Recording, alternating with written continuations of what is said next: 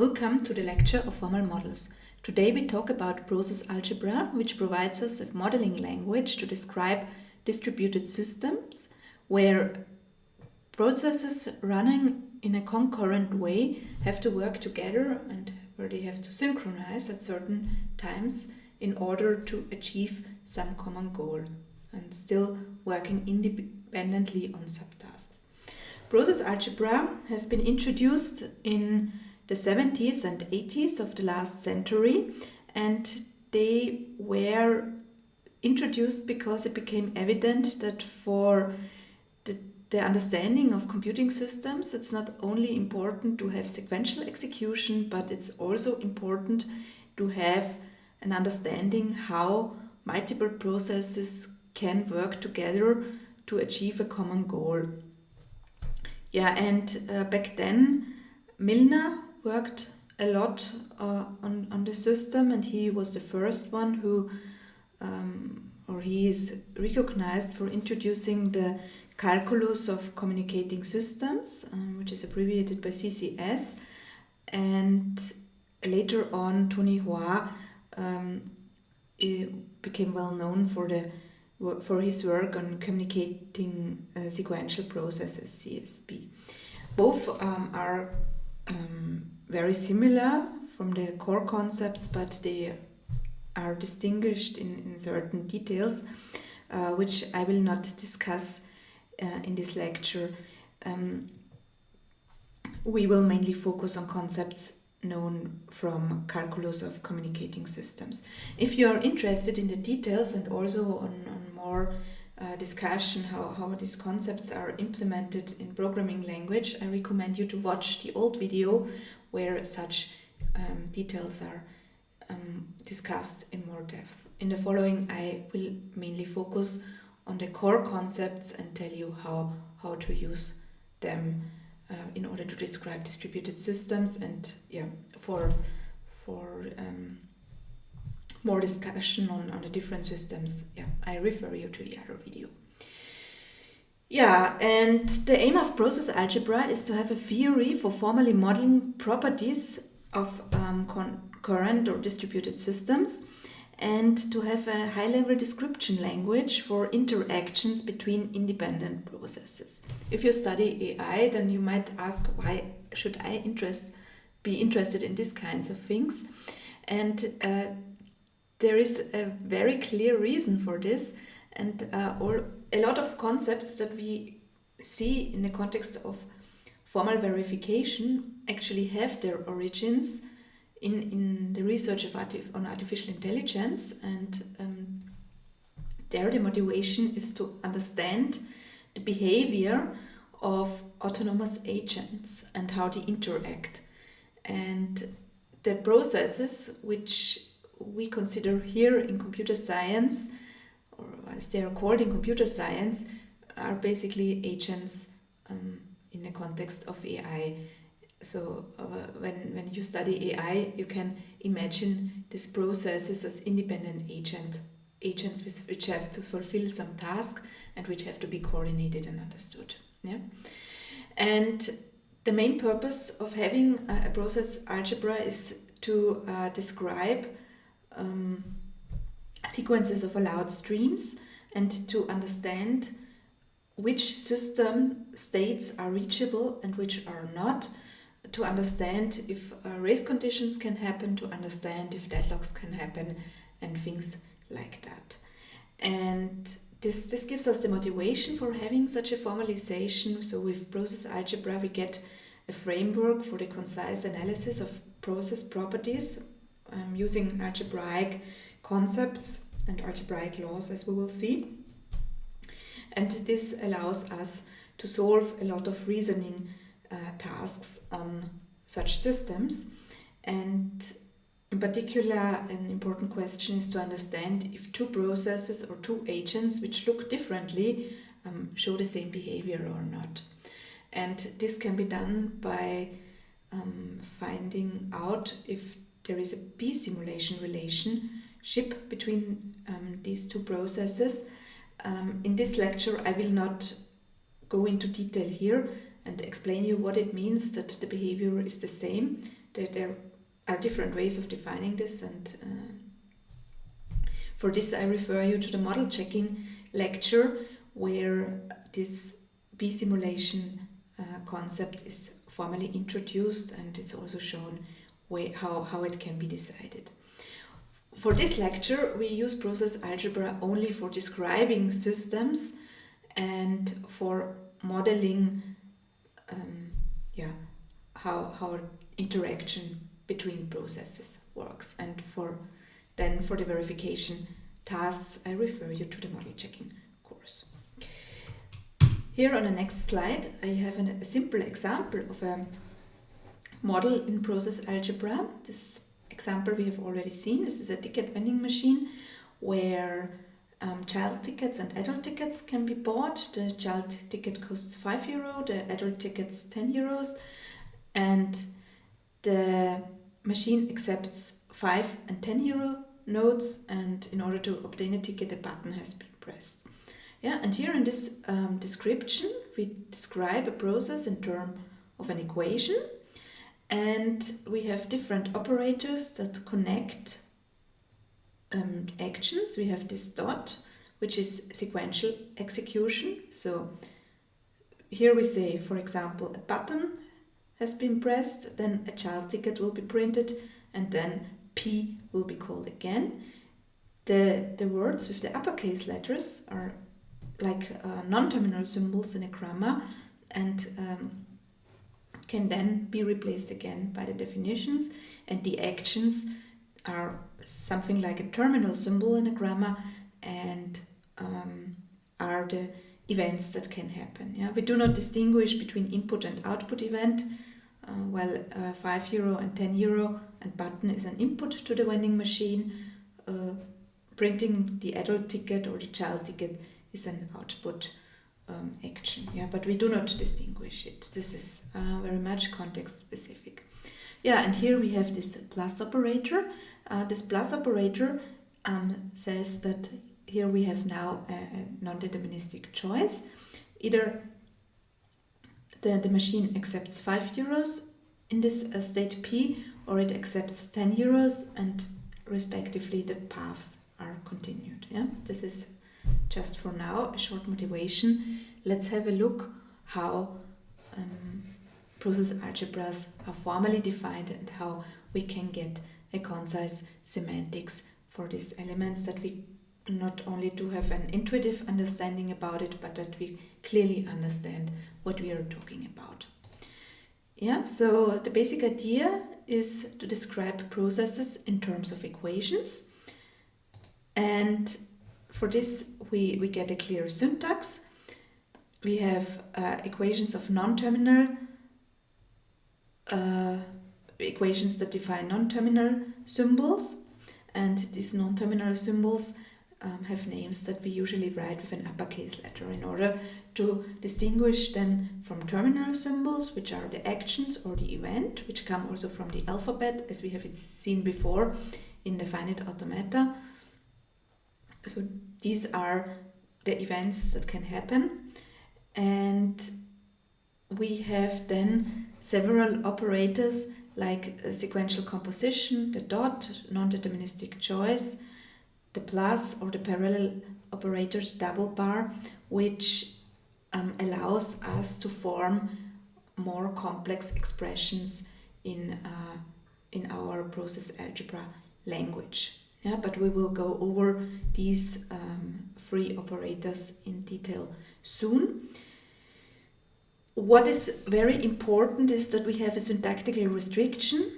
So on the left-hand side of an equation, we always have a non-terminal symbol defined, and on the right-hand side, we are not allowed to have a non-terminal symbol without an action. We call such an action a guard, so that we do not get this self-cycles t equals to t, because during the execution or for the for understanding what's ongoing, we often have to replace the non-terminal symbols by their definition, and if we replace it directly by itself without having the possibility to change the right-hand side, this will not yeah, and also things like equations we have here, t equals a dot t plus t are not allowed. So we have here a t which does not have a preceding actions. Yeah, so such things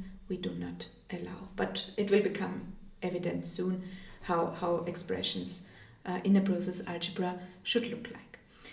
Yeah, and for defining the semantics, we do it by using an operational semantics, and for this purpose we introduce inference rules.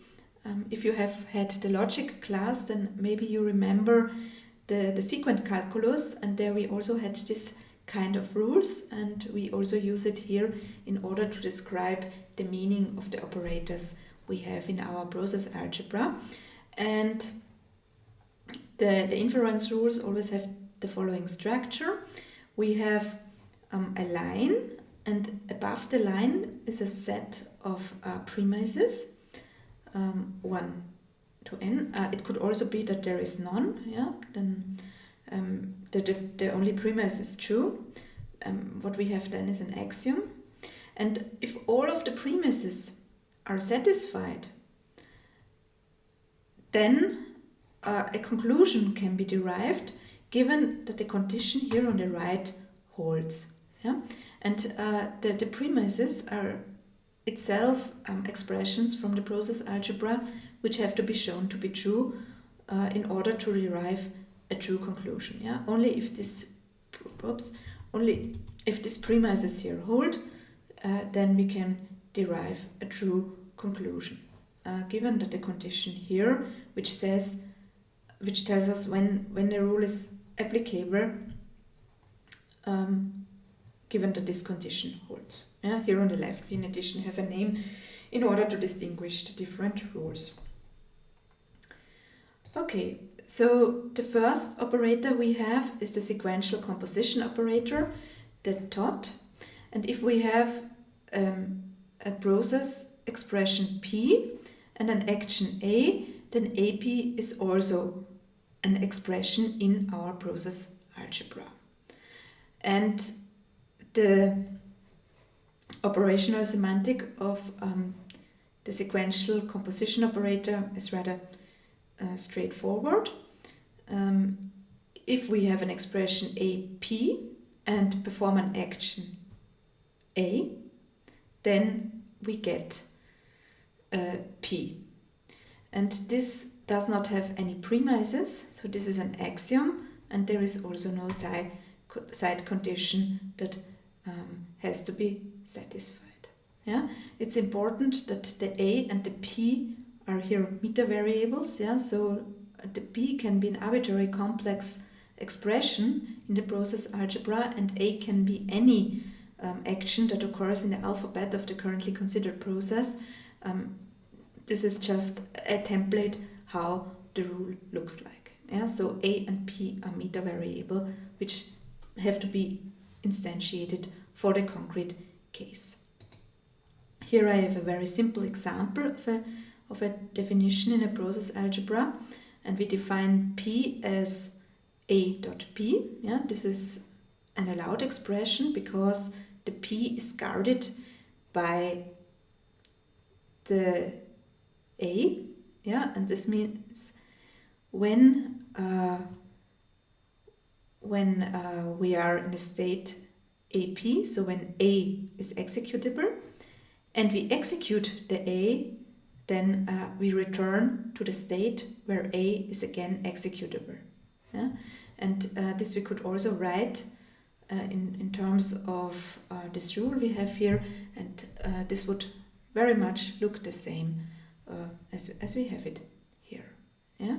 And now I will shortly switch to my writing space and show you a bit more complex example, but with the sequential operator the examples are not yet that complicated and also not yet that interesting. So assume I'm giving here these two equations, P defined as A dot B dot C dot R, and R is a non-terminal symbol, where R is defined as A dot D dot P. And if I want to write this as an LTS starting with P. I just read A, B, C, R as the label for the state. I think it's much easier not to give the labels, the states names, but use the expanded expression here, because then it's immediately obvious what to do next. Here we can now do an A and get into state B, C, R. Then we can do a B, we get into the state C, R. Then when we do a C, we get into R and now expand it. Then we get A dot D dot P. And then we can do an A. Then we get into D dot P, and there we can do a D and return to the beginning. Yeah. Since we are talking about reactive systems like the vending machine, there should not be an end state, because they should not terminate. Okay, and for example, if we want to prove that this step here is correct, then we have to instantiate the rule, the axiom rule. On the left hand side we have A, B, C dot R, and then with an A we look up what we did here. We go to B, C, R, and obviously this is indeed a valid application of the R dot rule, of the rule of the sequential composition, and therefore this step here was a valid step. And this we could do now for every step in order to check if we really followed the semantics of the rules of the rule, but this is rather obvious. But this is just the most basic operator. If you would implement this in a programming language, then the dot would simply correspond to a semicolon, where you have a function P, and there you execute action A or procedure A, then B, then C, and then you call R, and that's it. And then you have some definition of R, and you would execute the program in this way. But yeah, just as an intuition how this would look in a program. With the choice operator, things get a bit more interesting. So assume we have two process expressions, P and Q, then we can combine them with a plus and get a new process expression, P plus Q. And the question is now, what's happening if we have an expression P plus Q and we want to execute an action A? And there we have two possibilities. Assuming that P changes to state P prime when executing A, then P plus Q brings us to a state P prime when executing action A. This is one possibility. So when we take the A, if we execute the A from on the left hand side of the plus, and there is another option that Q from Q we get to state Q prime when executing A. Then P plus Q results in Q prime after executing A. And the question is now which one to choose. Now this depends on what actions are possible. For example, here we have A dot B plus B dot B, and then we can either execute the A, and this brings us back to the B, or we can execute the B, and this brings us back to the B. Yeah, so this is like in the vending machine. Either we can put in 5 euros, or we can put in 10 euros. like here. So here we have this plus, and we can put in 5 euros, and this brings us to a state where 5 euros are paid, and we can also put in 10 euros, and this brings us to a different state where 10 euros are paid. And here in the LTS, the states have names, but I could also just write down what the parts that are remaining in order to see what is happening next. Let's have a look at a more abstract example, and then I will show you how I usually write it down in order to see what can be done next. Let's consider the two equations P equals A dot B dot P plus A dot R, and R is defined as C dot R plus D dot P. In order to show the LTS, let's start with P. I write it here to make it more explicit what I'm doing. And here we have now the plus as a top level operator. Yeah, I mark it. Therefore we have two choices, and both possibilities are an A. So we can either do A and go to B dot P, or we can do an A and go to R. This I expand now in order to see what is ongoing. Okay, then let's proceed here on the left hand side. The B is just followed by P, and this brings us hence back to our initial state. Because if I expand P, then I get the equation again. Here we have again a plus as a top level operator. So we have two options what we can do. We can do a C or we can do a D. If we do the D, it brings us back to P.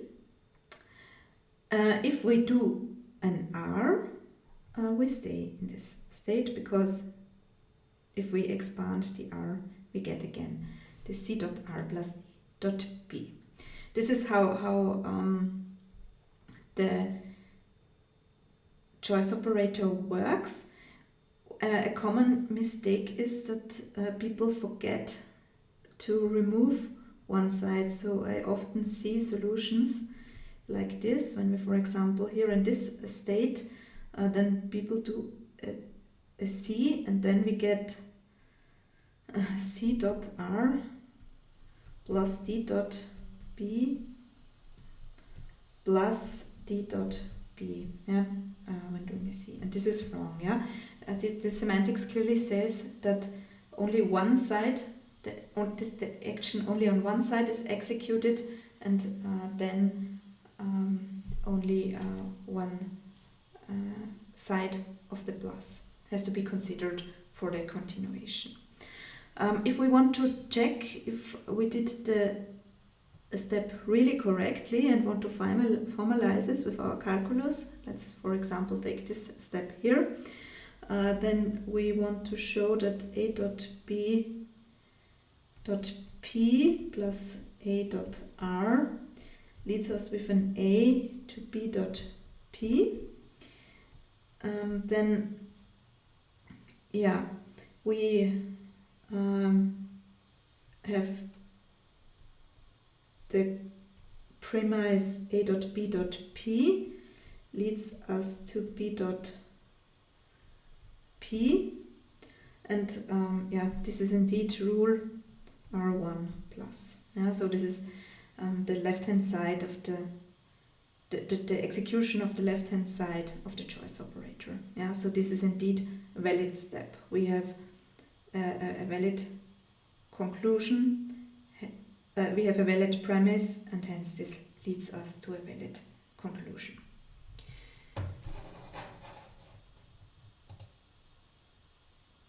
Process algebras can extend it in many ways. Here as an example, this slide shows us how data can be added to actions and processes, which gives rise to parametrization. of the actions and processes, and also to the parameterization of the equations. I do not want to introduce this formally, but just by an example. Here we have the vending machine that accepts 5 and 10 euro banknotes, and here in this realization we have parameterized this by x, which can be either value 5 or 10, and this is one change, and then we do not have this non-deterministic choice between 5 euros entered and 10 euros entered, but we capture this by the parameter here. Here we also have this print action, and here the parameter is child ticket or adult ticket. So also not a distinction between actions here, but we use a parameter to the print action. Yeah, with having data in the system, it's also possible to introduce calculations. So for example, here this plus is not a choice operator, but this is addition. So we add the value of x and y, and this adds a lot of flexibility to process algebra described systems. And in fact, it becomes now possible with the data to describe states with an infinite amount of states, and it makes process algebra much more like a real programming language, with having the possibility of doing calculations. Yeah, but as I said, I do not want to go into details here. There are many more extensions, and I just wanted to point out that they exist. But what I would like to focus on is another operator than the parallelization operator, which enables us to make processes talk to each other. And this is actually the reason why we are interested in process algebra. So how can we make processes talk to each other?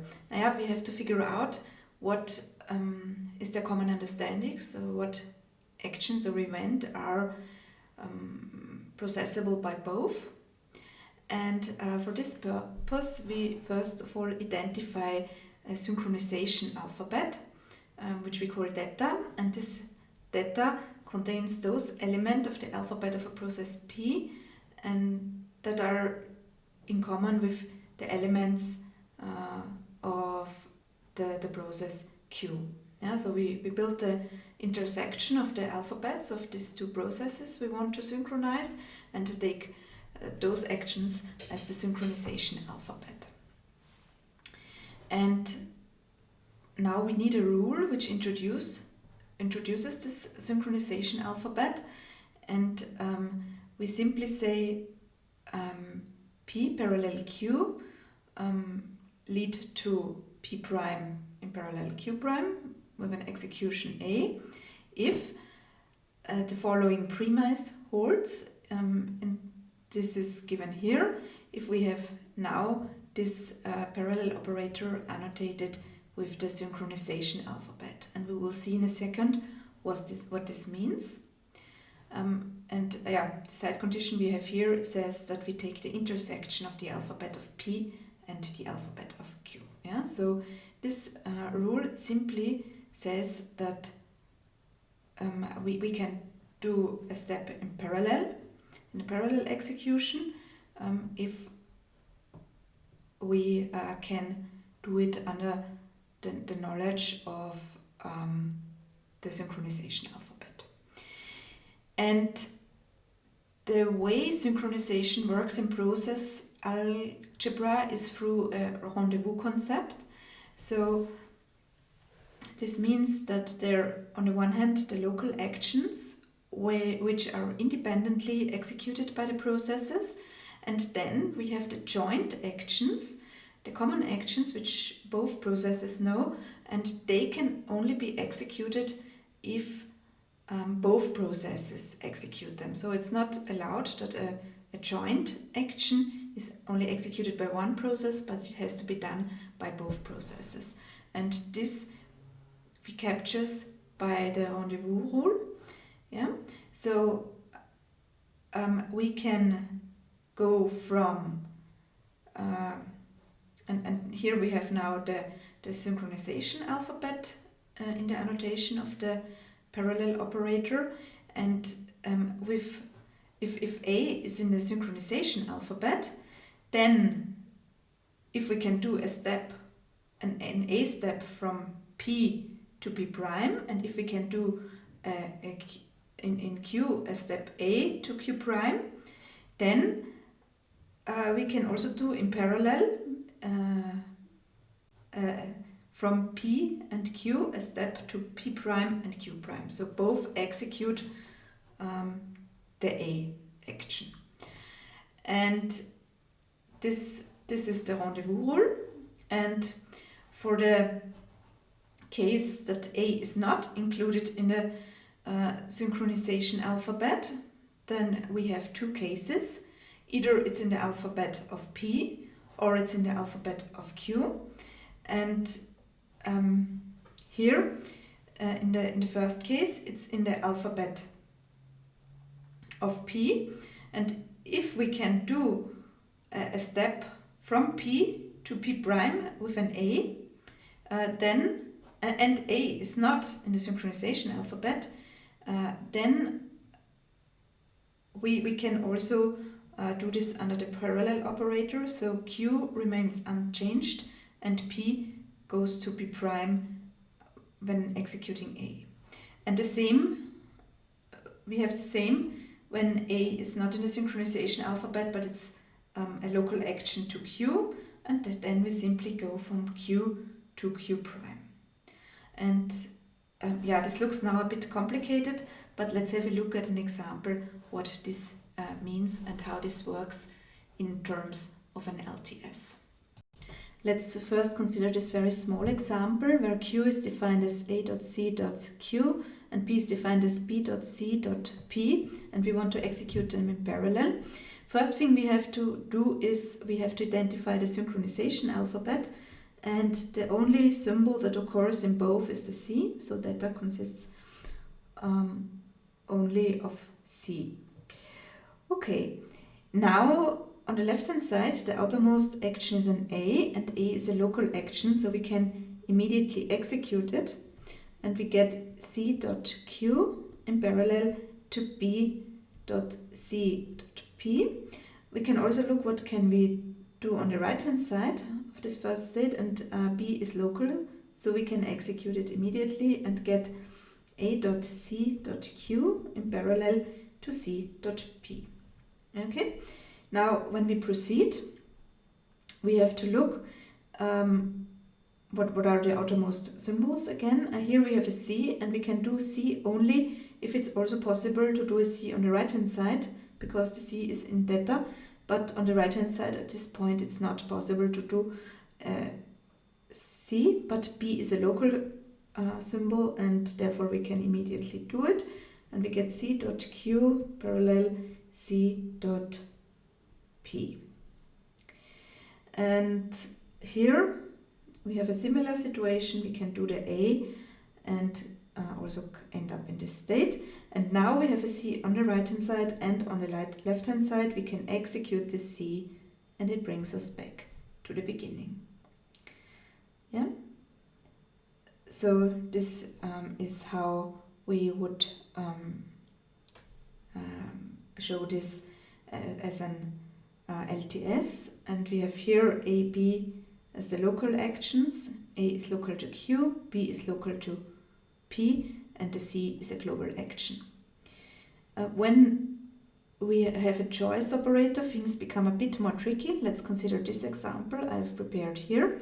We want again execute P and Q in parallel, and the Q process now contains a plus operator, which is also a valid expression. And now let's see how things work here. So we have BC P parallel to A dot CDQ plus AQ. Yeah. First thing is again we have to identify the data, and yeah, here we have a C, here we also have a C. A occurs only on the right hand side, D occurs only on the right hand side, and B occurs only on the left hand side. So again, the only joint symbol is the C. Okay, then let's see what is happening. If we do a B, then we get C dot B in parallel to A dot C dot D dot Q plus A dot Q. And we can also do, we get B dot C dot P parallel C dot D Q plus A Q. Okay, C we cannot execute at this point, but we can execute the A. And if we execute the A, we get C dot P in parallel C dot D dot Q plus A dot Q. Okay, what can we do here? So on the left hand side, we can execute B and come to this state. On the right hand side, we have now the plus operator as the topmost symbol, and we cannot execute the C here on the left hand side of the plus, but we can execute we cannot execute the C because it's not executable on the other side of the parallel operator, but we can execute the A, and here we get then into a state B dot C P and Q. So this is our initial state. So executing an A brings us back here to the beginning. Yeah, and nothing else is possible at this point. Now, how can we proceed? Here it's not possible to execute the C. We can execute the C and get to B parallel DQ when executing a C, and we can also execute the A, and when we execute the A, the CP remains unchanged and we get back to Q, so we go back here. Yeah, these are the two options. Yeah? So when we do when we consider the choice operator, one side has to go away. Okay. Now what can we do here? Yeah, here the D is a local symbol. If we execute D, or if D takes place, then we go back to the initial state. If we expand P, then we have B as the outermost symbol, so we could also execute B and get C dot P in parallel to D dot Q. Okay, and now we can here on this side do only the D, and the D will lead us to this state. And I think that's it. Yeah.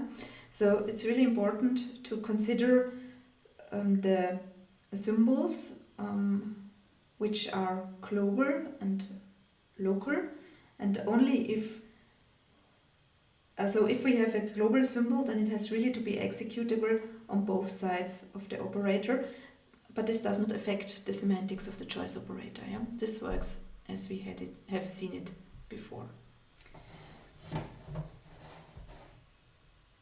Here I have some important properties of the parallel operator. So first of all, it's commutative. P in parallel Q results to P prime parallel Q prime under A if and only if Q parallel P results to Q prime parallel P prime under A, and this property directly follows from the semantical rules. Then the parallel operator is also associative. This means it doesn't matter how we put parentheses around around several processes. In particular, if we have P1 in parallel to P2 parallel P3, which results in P1 parallel P2 P3 in parallel under A, holds if and only if we can also put the parentheses around P1 and P2 and respectively around P'1, P'2 on the right hand side. And also this is not very difficult to prove. Here a case distinction has to be done on A if it's in the alphabet of P1, P2 or P3, or if it's not in P1, P2 or P3, and in total this gives us 8 cases. So the first one is where it's not included in all 3, then 3 cases where it is included in either in P1, either in P2 or either in P3, and so on. And yeah, in total this gives us 8 cases, and we then have to show that the application of the semantics leads to the same result. Yeah, this is also mainly a writing exercise. And these two properties are very important because they have some severe consequences if we have multiple processes in parallel. So first of all, we can omit parentheses. So if we have 3 processes, we can simply write P in parallel Q in parallel R. Then the order of the processes does not play any role. We can exchange it. And what we also can do is we can define an n-array operator for the parallel composition, where we have n processes in parallel, where we distinguish the process names by an index I taken from an index set j. And if we have such an n-array operator, then we can also rewrite the parallelization rule, and now we have 2 premises.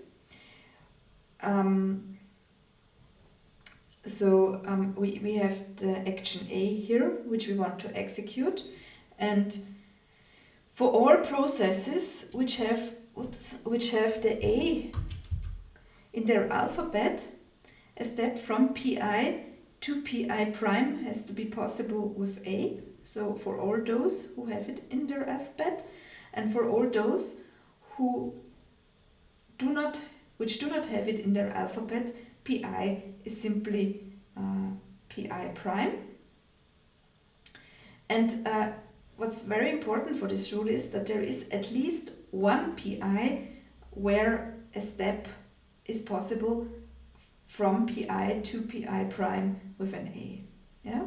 And if the 2 premises and this side condition holds, then it's correct to conclude that from this n processes Pi, which are executed in parallel with an A, we can end up in a system state P prime I, where the Pi are as defined or as required by the premises.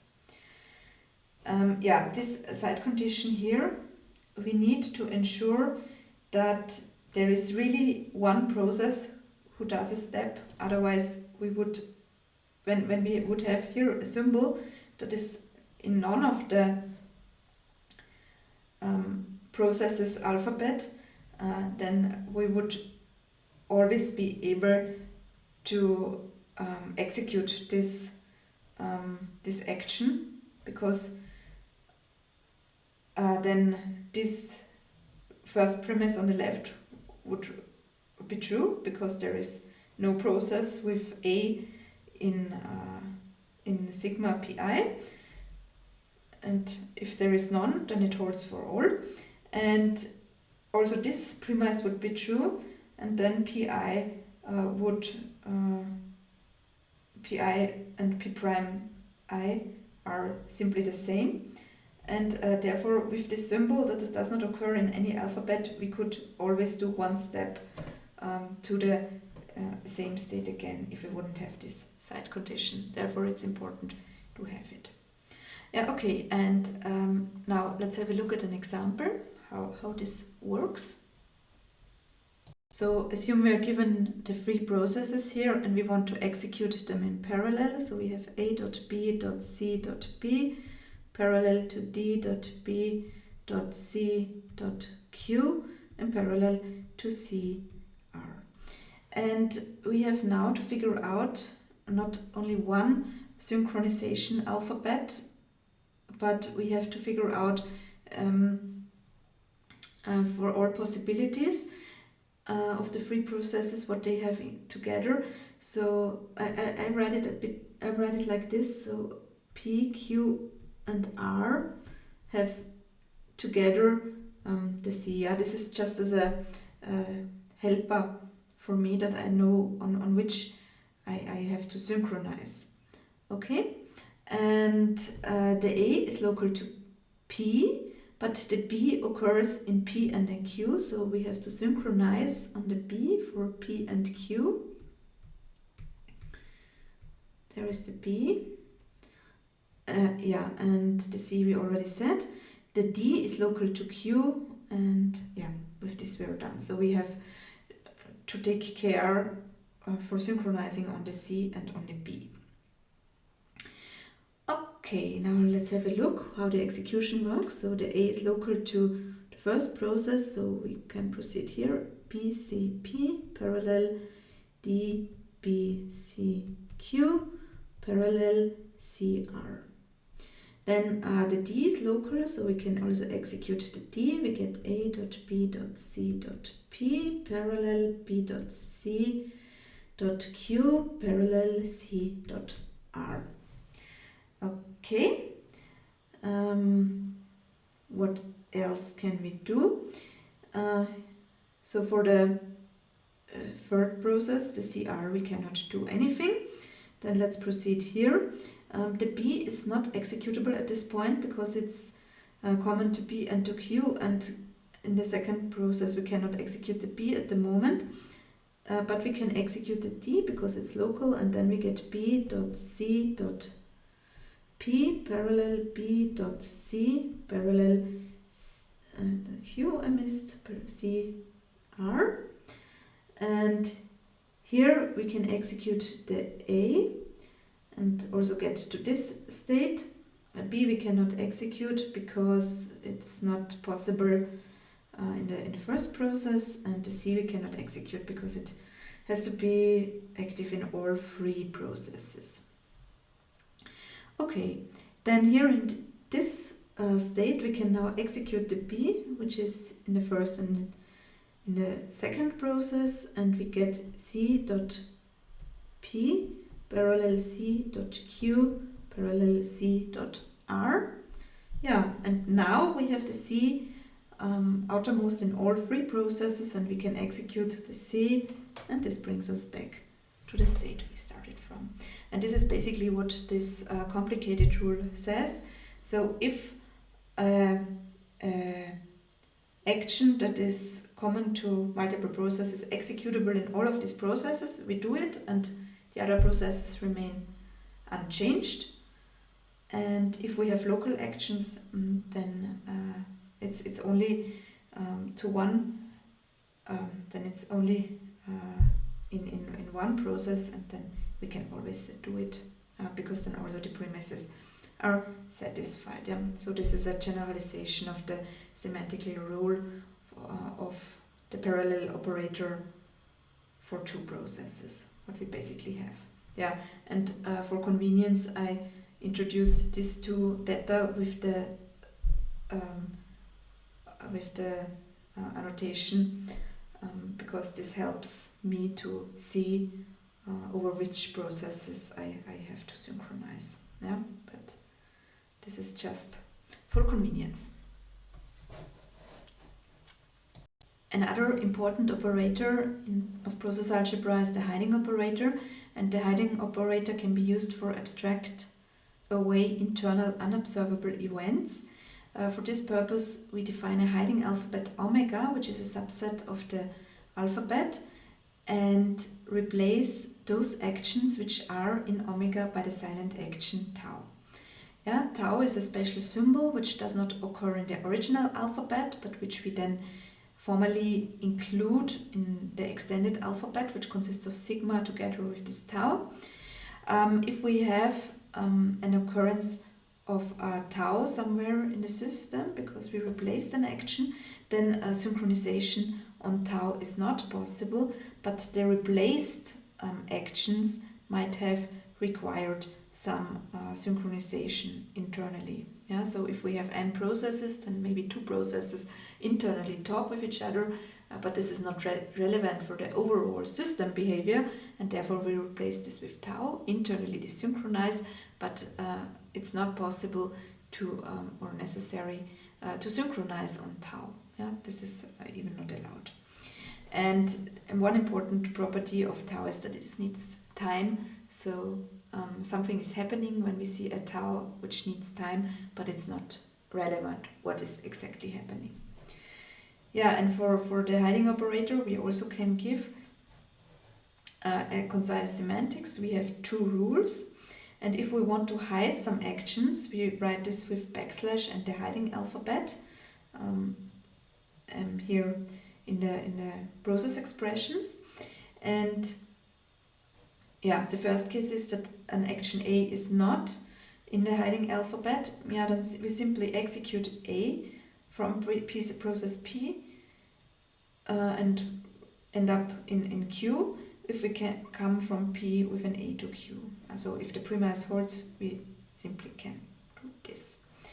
The other case where A is in the hiding alphabet looks almost the same. The only thing is that we here now replace the A by the tau. Yeah, so if we can go from P with an A to Q, then here in the conclusion we replace the A by a tau because the A is in the hiding alphabet omega.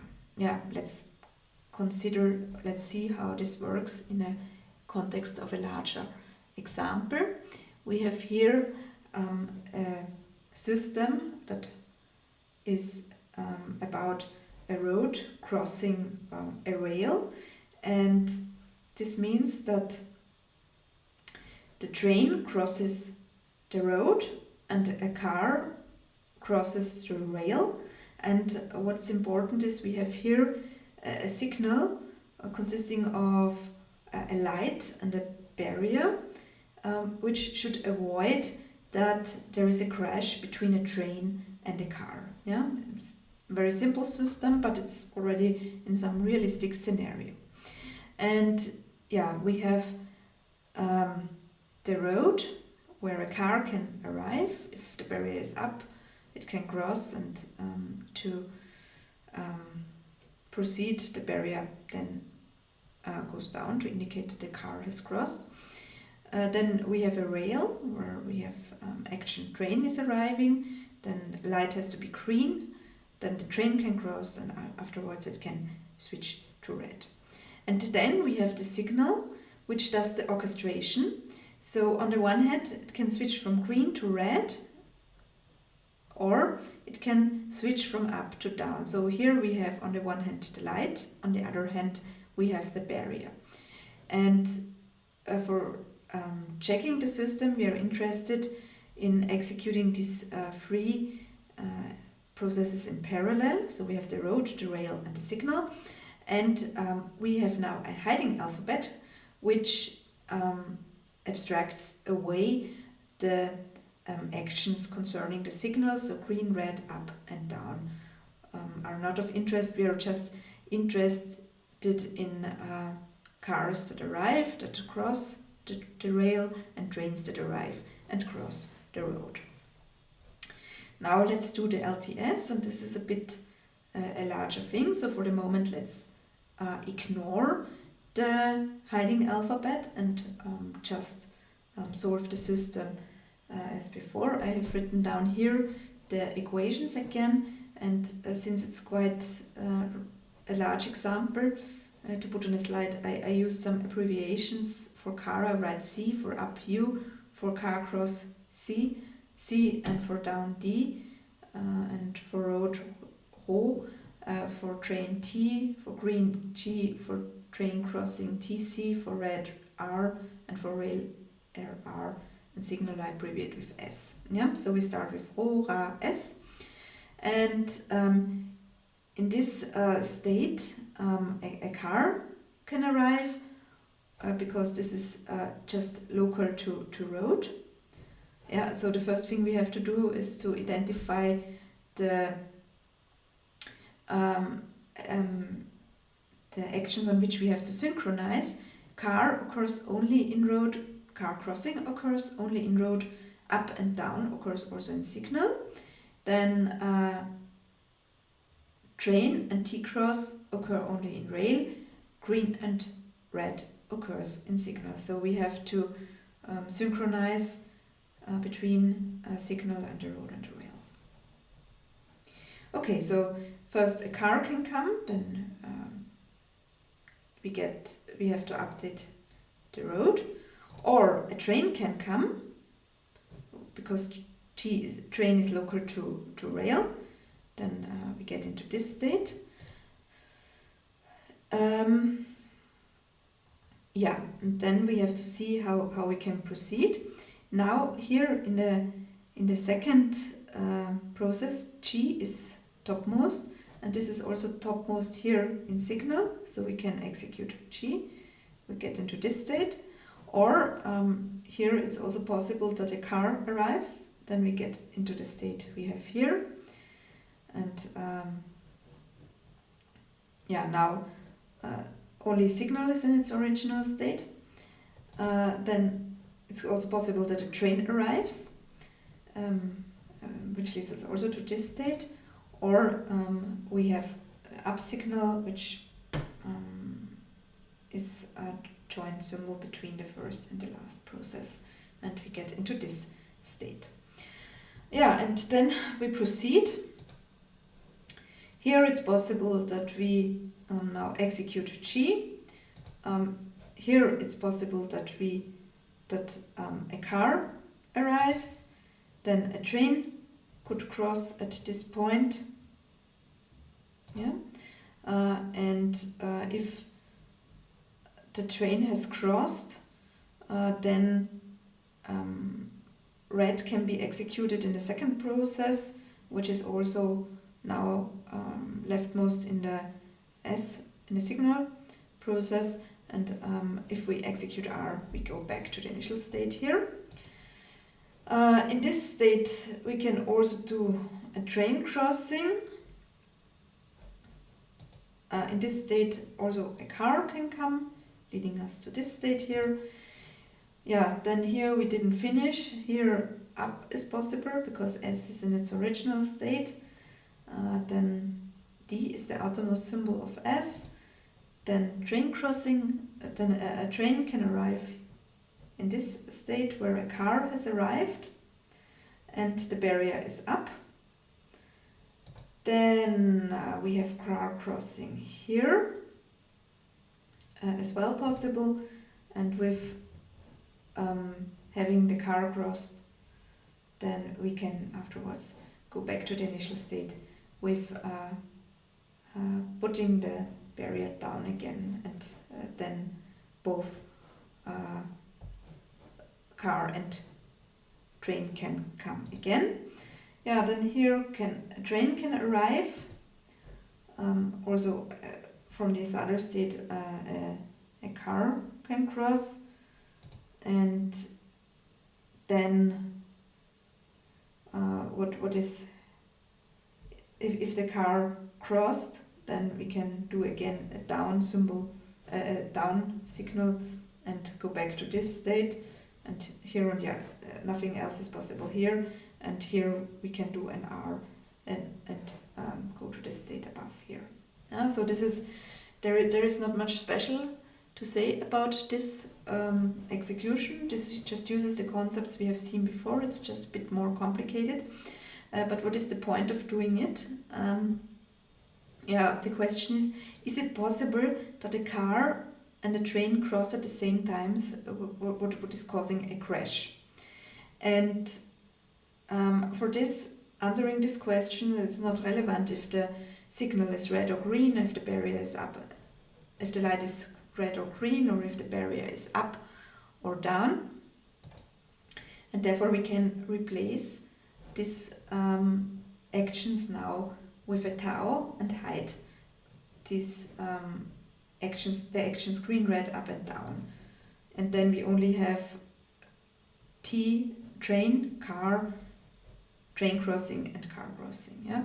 And now with this LTS we can check if there is a situation possible where car and train cross at the same time. So is there a state where car crossing CC and train crossing TC is possible at the same time? And if we look at the LTS, the answer is no, and therefore we verified that our system is safe and that there will not be a crash at any time. Yeah, and this is some realistic example, or an example motivated from practice, and this gives us some insights how we can use process algebras to model a system and check then if certain properties are satisfied.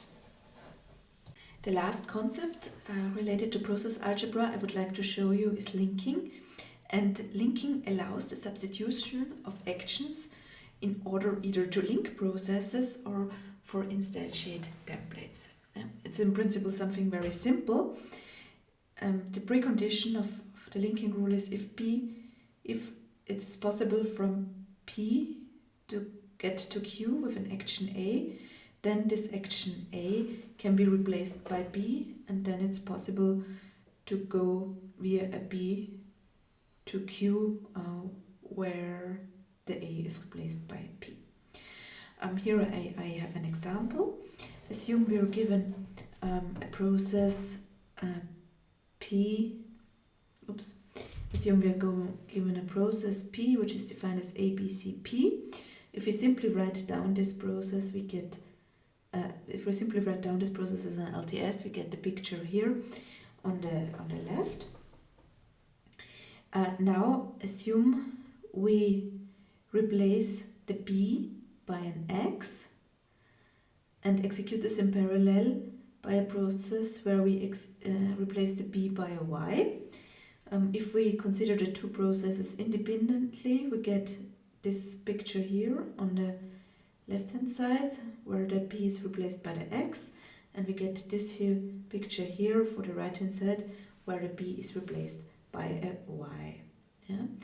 And the two actions the two processes now have in common are the A and the C, and the X and the Y are different actions. And therefore, if we do the parallel execution, first the two processes have to synchronize on the A, then there is the execution of the local symbols Y or X, and then in the other round, so we get again this diamond shape which we have seen several times for the execution of local actions. Yeah, and then they have to synchronize again on the C and proceed in the beginning. Yeah, so with this we could use this here as a template and instantiate it with different symbols which became then local actions.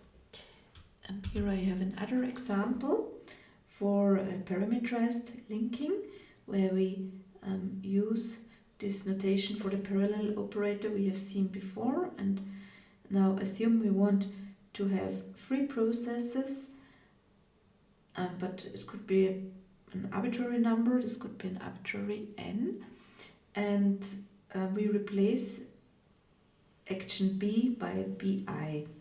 And in the case that we have three such processes, we get then a similar shape as before, but instead of just the diamond, we get here this cube structure when we look at it in a three-dimensional way where we have the interleavings of B1, B2 and B3, our possibilities, and only if B1, B2 and B3 are executed, then C is executable again, which brings us to the beginning. As a concluding example, I would like to discuss an example again with some practical background, and which is also a classical example of process algebra, and this is about the modeling of a round-robin scheduler. So we are given n processes which run in parallel, and each of the process is started with an action A, then it does some internal activity, and then it concludes with an action B before it restarts again. Here we use the linking in order to model the I processes. So we replace the beginning action A by an AI, the internal action Z by ZI, and the end signal that is provided by a process by BI. Yeah, so the processes have these three types of actions, and all processes have different actions, so they run independently of each other, and we assume that we can run the n processes in parallel, but we have the following restrictions on the execution. We want to start them in order P1, P2, P3 until Pn, and only if Pn has been started, then we start again from P1, P2 and so on. And we do not restrict the execution order of the BI, so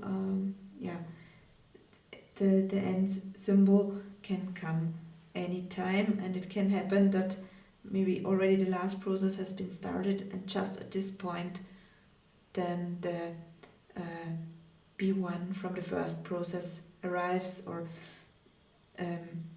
Pn just finishes before B1 and so on. Yeah, and we wanted to implement this round-robin strategy, and this looks as follows. In order to realize this, we introduce a proxy for each process, and then have the scheduler where these proxies communicate with each other and trigger the execution of the next neighbor, and then when we are at the last, when the last proxy started the execution, then it tells the first one that it can restart. Yeah. So we have a token ring where we have in principle n processes which can run in parallel, and whenever a process started, it passes the token to the next neighbor in order to say, okay, now it's your turn to start. And when a process has the token and it has ended, then it may restart. Yeah, and this is what we want to realize. And here I have a formulation in process algebra. So this Q prime is the template for the proxy. We have the starting A, which triggers the execution of a process P. Then we have the X, which tells the next proxy that it can start its process. Then we have the P. We expect the P from the process, saying that it's done, and the Y is the action from the predecessor process saying that we can start again.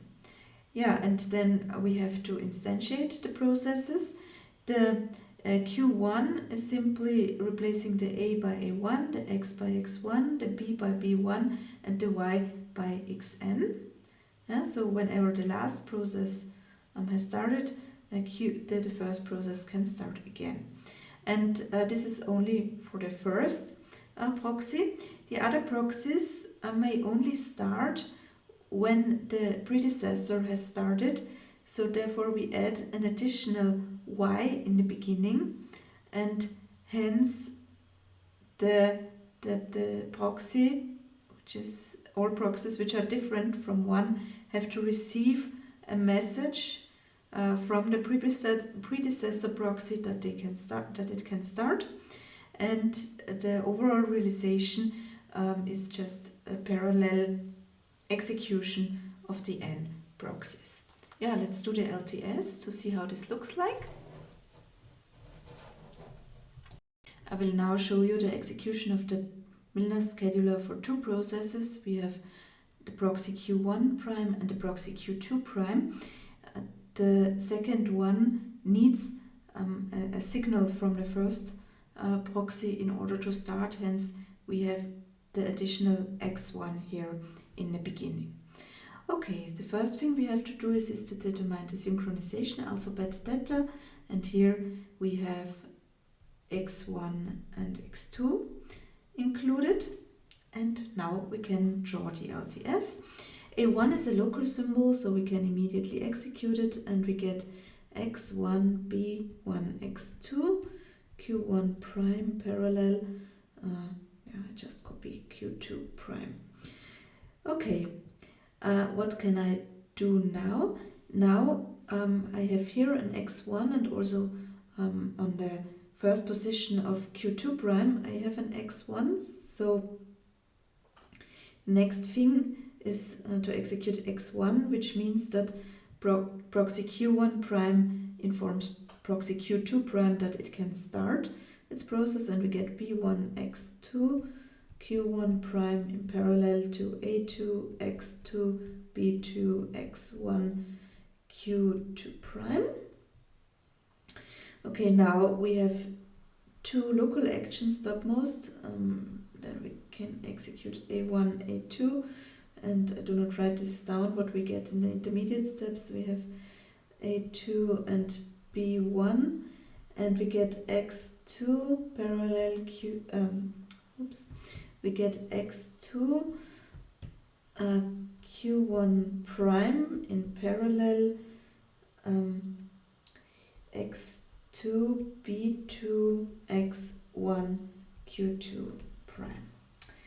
Okay, yeah, so it's these intermediate steps you can think of what is written down here. Then next we can execute x2 on both sides, so we do so, and get q1 prime parallel to b2 x1 q2 prime. Here we can execute p2, and p2 leads us to the initial state. But we are still not done. Here we can execute the a2, meaning that that p1 finishes, and we get then x1 b1 x2 q1 prime in parallel to b2 x1 q2 prime when executing a1, and here we can now execute b2 and get into the state where we can execute x1. This is here, so we go with a b2. We go to state x1, b1, x2, q1 prime in parallel to q2 prime.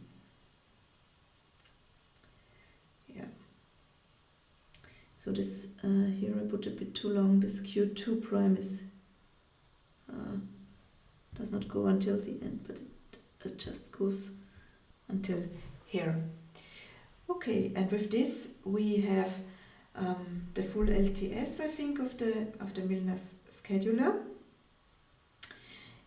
And when we look at the execution paths, we start with A1, then we inform Q2 prime that it can start the second process, then it can start here, but also when we go on this path, then the first process finishes first before the second one is started. Here we have the second process running, and then the first one ends. Then it's possible to inform the first proxy has to be informed that it can restart P1, and also this can immediately happen, or it can happen after P2 has finished. Okay, and what we are lacking here is a path where we have the following execution order, where we have A1, just talking now about the starting and ending of the processes. A1, then we start the second process with A2, then the second process finishes, and afterwards only the first process finishes. So we have A1 in the end, B1 in the end. Yeah, so this should be B1. And this execution trace is missing and violates the specification, in the sense that we said there is no restriction. There is no restriction on the execution order of the ending signals, and therefore this version of the scheduler we had is not the correct one and not the full one. And here on the last slide I have the full one, and the difference is that instead of having only by, we use the choice operator to relax the order and say we have either by or we have yb, and this then includes the missing trace. Yeah, and this is the correct and full version of the Milner scheduler, and therefore we do not have the prime for the proxies and also for the ring for R. I leave this as an exercise to convince yourself that this now has really the expected behavior with the legal sequence, which was not possible before. Okay, with this I conclude the lecture on process algebra. I would like again to point you to the old video where you find much more details with respect to implementation details, with respect to comparison to other process algebra formalisms, and also the examples I discussed here are all discussed there. Thank you very much for watching.